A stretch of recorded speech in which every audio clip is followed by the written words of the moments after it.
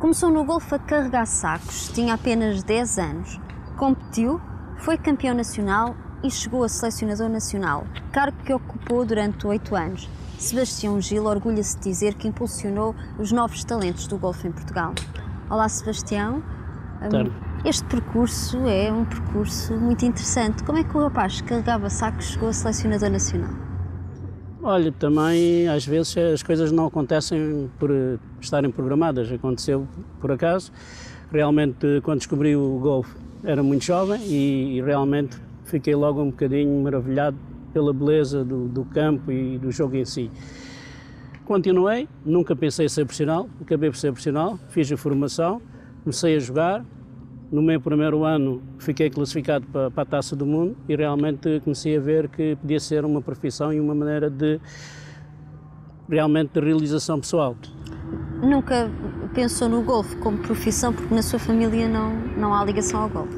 Não, eu sou a primeira pessoa que estou ligado ao golfe na família e continua. A minha neta talvez siga um bocadinho as minhas pisadas, mas por acaso não tinha cultura, não tinha conhecimento nada sobre o golfe, mas realmente é um desporto cativante e quando se é jovem realmente disse-me que realmente poderia ser a minha vida e normalmente o golfe, como é muito competitivo e eu gosto sempre de ter um bom desafio, realmente acho que eu tive sorte de realmente ter conhecido o golfe tão cedo. Como é que a sua família reagiu a essa decisão? Bem, a minha mãe nunca pisou um campo de golfe. O meu pai conhece um bocadinho de golfe, mas infelizmente, tanto nem um nem outro realmente me viram jogar golfe. Nunca pensaram que realmente a minha profissão era aquilo que era. Eles pensavam que eu andava no golfe a apanhar bolas. Era apanhar bolas, era miúdo a apanhar bolas. Eu realmente não era bem isso, era porque fui 3 vezes campeão nacional e porque joguei golfe ao mais alto nível, pelo menos a nível nacional, e realmente não era só apanhar bolas, era um bocadinho mais do que isso, mas infelizmente os meus pais nunca reconheceram e nunca viram realmente qual era a minha atividade desportiva.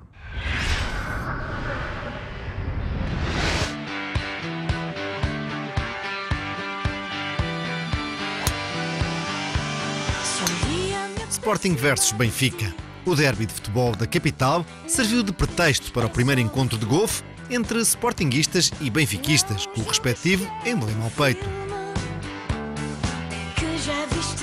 Tanto no futebol como no golfe, o Benfica foi vencedor. Os golfistas encarnados venceram por 12 pontos contra os 8 dos sportinguistas. A partida, jogada no percurso do Ribagolfe 1 em Benavente, colocava os 40 jogadores do Sporting contra os 40 do Benfica, a pares, sobre o sistema de match for ball, better ball. Para os dirigentes de ambos os clubes, a associação do golfe a marcas de massas como o Sporting e Benfica pode ser benéfica para a modalidade. Ajuda de certeza, e esse foi um dos compromissos quando nós criámos o clube de golfe há 6 anos já. Sempre foi, no fundo, ajudar a desmistificar que o golfe é um desporto elitista e que está acessível a qualquer pessoa que se queira iniciar na modalidade. E como o facto do Benfica ter muitos sócios, ser o maior clube do mundo em termos de sócios, dar a oportunidade aos nossos sócios a iniciarem-se uma nova modalidade e verem que de facto podem praticá-la a preços muito convenientes.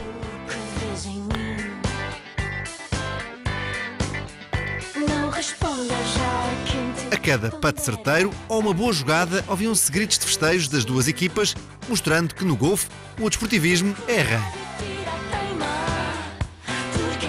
Felizmente que na modalidade de golfe impera um desportivismo e uma lealdade que eu sinceramente, que tenho feito tanto desporto ao longo da minha vida, gostaria que noutras modalidades imperasse. Naturalmente que há adversários, são amigos, mas quando estamos no campo, como hoje aconteceu, somos adversários.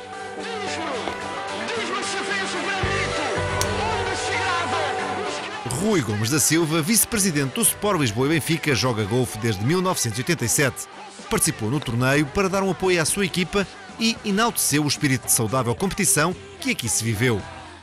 O que ajuda, de facto, é a perspectiva e a ideia de que teremos que ser todos, não através do golfe, não através das relações sociais, mas teremos que ser todos a ajudar a diminuir este grau de conflitualidade no desporto português. No fim, ao clima de festa, juntou-se a promessa de uma desforra já no próximo ano. A forma foi muito reconfortante porque o Clube de Golfe do Benfica tem uma série de anos de existência. O Sporting ainda não tem um ano, ainda não estamos devidamente reestruturados para poder competir a este nível. No entanto, pelo ano cá estaremos e vamos ver se invertemos a situação. Contas feitas, o Benfica somou 9 vitórias, o Sporting 5 e ocorreram 6 empates. A equipa vencedora brindou com champanhe e ergueu a primeira taça de um derby que tem data marcada para o próximo ano. Foi campeão nacional em 84, 87 e 1991 e, como nos disse há pouco, ainda foi apurado para a World Cup. Como é que foi essa experiência da World Cup? Eu fui apurado 2 vezes para o World Cup, infelizmente só joguei uma. E joguei alguns campeonatos da Europa e joguei o Daniel Cup para Portugal. Tive ainda muitas participações a nível internacional como jogador. Para mim era sempre com grande vontade, porque representar o nosso país acho que deve ser o máximo que qualquer desportista deve conseguir alcançar, e realmente isso está sempre um grande motivo de orgulho. Conhecemos novos jogadores, novas pessoas e acabamos a ser mais respeitados muitas vezes lá fora do que cá dentro, mas é assim a vida. Quando é que viu que teria de deixar a competição para se tornar profissional de ensino? No meu tempo, jogar competição era impossível. As pessoas, por acaso, eu penso que nunca contei esta história. Eu, quando representei Portugal em 79, na Taça do Mundo, eu e fui com um colega que era o Domingos Silva, nós passamos do país, tivemos de sair do país sem dinheiro algum. Por acaso, fomos que a própria organização nos pagava. E por isso era impossível. Nós nem tampouco tínhamos bolas nossas. Eu fui jogar com tacos emprestados, com saco emprestado, e isso era muito difícil, estar a competir com os grandes jogadores na altura, o Jack Nicklaus, o Greg Norman e o Nico Faldos, jogadores que já tinham tudo e nós não tínhamos nada. Não é? Era muito difícil nós, em Portugal, pensarmos numa carreira a nível de jogo. Tínhamos que pensar ganhar a nossa vida, mas sim a dar aulas. Foi o que aconteceu. Mas como é que foi essa experiência? Foram sem dinheiro para onde? Fomos sem dinheiro para a Grécia, ainda por cima, como eu era muito jovem, tinha 19 anos, deixei o bilhete em Lisboa, a roupa e os tacos foram para a África do Sul.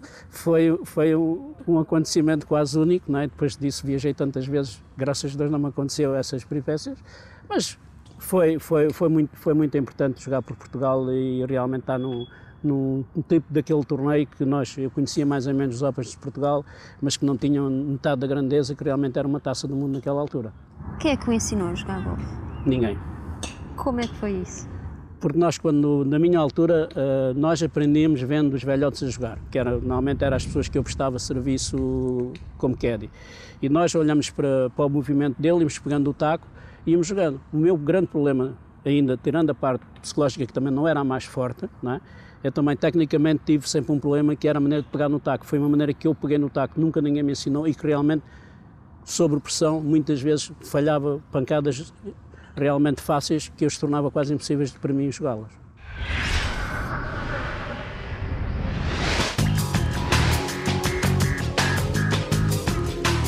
Se uma obstrução fixa interfere com o jogo do jogador, e uma obstrução fixa é qualquer objeto artificial que não possa ser facilmente movido, o jogador pode evitar essa interferência. Se a bola está no percurso, o jogador pode evitar a interferência da posição da bola e da área do swing que vai fazer. Se a bola estiver no green, além dessas duas fases, pode também evitar a interferência se a bola estiver, ou seja, se a obstrução estiver na linha do putt. Como é que se pode evitar a interferência de uma obstrução fixa? Antes de mais, a interferência de uma obstrução fixa pode ser evitada sem penalidade e por isso está sujeita a regras um pouco diferentes das outras situações de evitar outras obstruções ou outros obstáculos.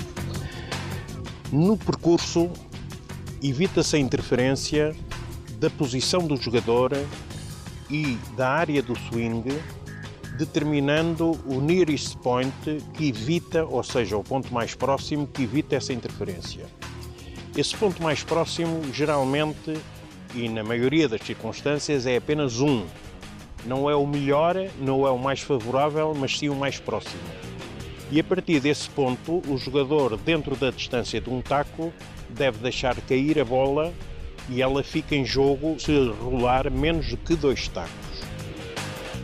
No green, além destas circunstâncias, também há interferência se a obstrução interferir com a área do putt, ou com a linha de putt, melhor.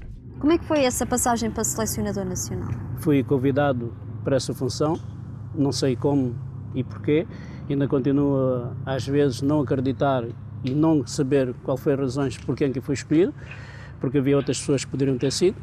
Talvez a Federação quis apostar num treinador nacional, mas eu pensei que talvez eu não estivesse tampouco na lista. Mas aconteceu e a minha família, desde que recebi o convite, especialmente a minha mulher, fez muita força que eu aceitasse. Se ela pensou e disse-me realmente, se alguém tem essa capacidade de fazer o trabalho, tu és a pessoa certa. E eu acreditei nela e realmente ela tinha razão. Que recordações é que lhe traz esses 8 anos?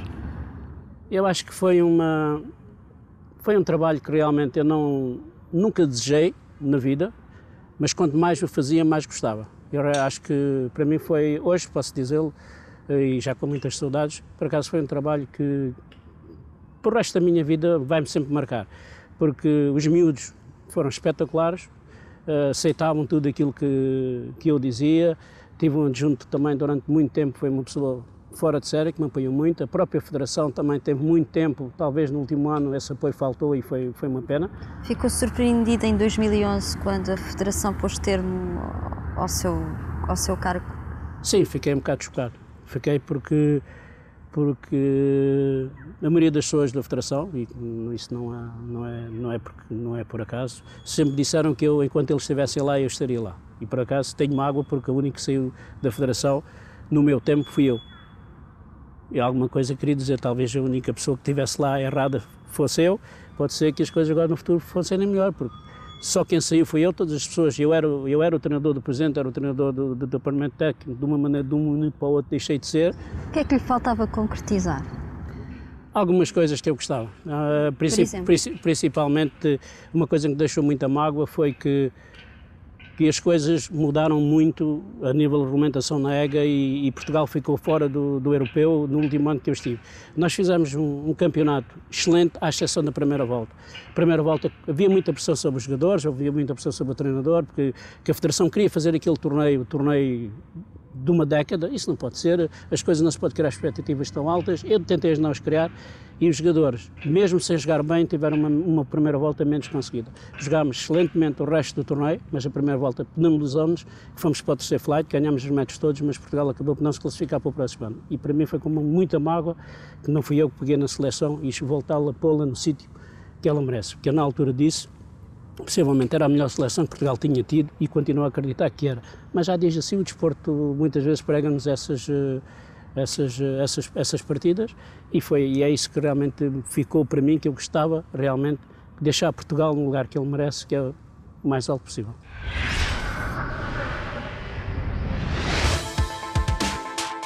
O campo de golfe do Bom Sucesso espelha a apetência da região oeste para a modalidade. Moderno, agradável para qualquer handicap, conta com alguns desafios, entre os quais os fairways ondulados e os greens estrategicamente protegidos.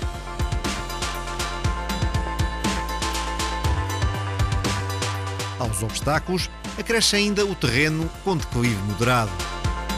O buraco 12 é um dos mais vistosos deste percurso. Um par 4 de 341 metros que tem vista para um grande lago que o acompanha ao longo do lado direito. As grandes oliveiras que o rodeiam compõem um cenário natural deste buraco, ao mesmo tempo que dissuadem o golfista a evitar o dogleg à esquerda. Tanto o fairway como o green são bastante ondulados.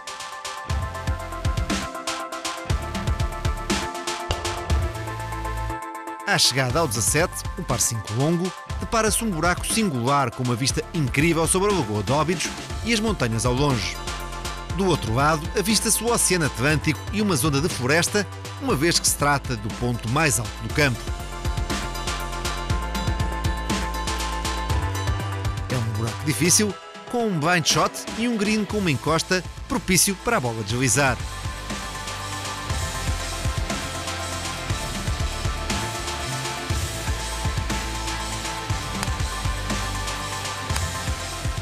campo está rodeado por moradias que estão totalmente integradas no percurso.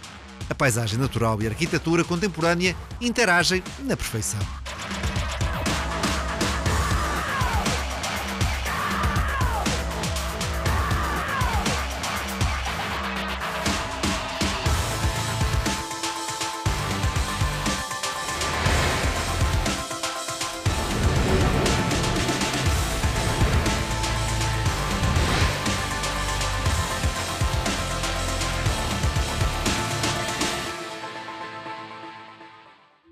Em 2003, quando chegou, o que é que viu na seleção? Quando eu cheguei em 2003, tínhamos uma equipa de alguns jogadores com algum mérito, o caso do novo treinador nacional, o Campino, o Hugo Santos, 2000 estava a desapontar o Ricardo Santos e o Tiago, e pouco mais. Mas o que não havia era um planeamento, nem a nível competitivo, nem a nível de treino, não havia uma ficha técnica, não havia nada na federação, tudo. Tive que começar, eu e o David, tivemos que começar tudo do princípio, em conjunto na altura com o Miguel Françoso, tivemos que começar tudo do princípio e construir uma coisa que em 2003 já devia ter acontecido em 1993. E em 2011, que legado é que deixou? Em 2011 acho que estava tudo o que é possível estar. Hoje está um bocadinho melhor porque houve investimento da parte da Federação aqui no próprio local onde estamos, no Jamor. Não tínhamos tantas e boas condições de treino que tem hoje, mas deixámos tudo, deixámos uma ficha a cada jogador, um passado histórico dos jogadores todos, dos resultados, de todas as competições, relatórios, tudo aquilo que nós fizemos, está tudo entregue dentro da Federação. A Federação tem um legado, pelo menos, tudo o que foi feito, tanto bom como mau. Treinou jogadores de craveira mundial, como o Pedro Figueiredo, Ricardo Melo Gouveia, entre outros. O que é que distingue um grande jogador de golfe de um mediano? Basicamente, para mim, o mais importante num jogador é o querer dele próprio. O jogador acreditar que quer fazer aquilo, tem amor àquilo, gosta de fazer.